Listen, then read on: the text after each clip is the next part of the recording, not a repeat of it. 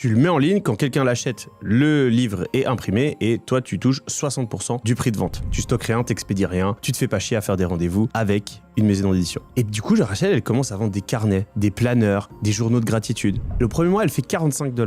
Et là, elle comprend un truc. Le secret, c'est pas vraiment la création, c'est la recherche. En fait, faut trouver ce que les gens recherchent sur Amazon, mais qui n'existe pas encore, ou pas assez. Et du coup, elle se rend compte qu'il y a plein de recherches pour des trucs de coloriage, genre coloriage dinosaure 3 à 5 ans. Du coup, elle se met à faire un livre pour ça. Et elle gagne 1000 $. En fait, à chaque fois, elle reproduit le même schéma. Trouver ce que les gens veulent, qui n'est pas disponible, et le leur donner. Puis en 2024, il y a un truc assez sympa qui se passe, l'arrivée de l'IA. Et donc, elle peut automatiser la création de tous les livres. Elle se concentre sur le marché des coloriages pour enfants, qui est un marché à 12,5 milliards de $, et publie des centaines de livres là-dedans, ce qui lui permet à terme de gagner plus de 100 000 $ par mois. Vous l'avez compris, encore une fois, en France, quasi personne ne fait ça, donc vous pouvez vous positionner sur la niche du coloriage, mais aussi sur n'importe quelle niche et utiliser l'IA pour créer des livres que les gens recherchent mais qui ne sont pas disponibles actuellement.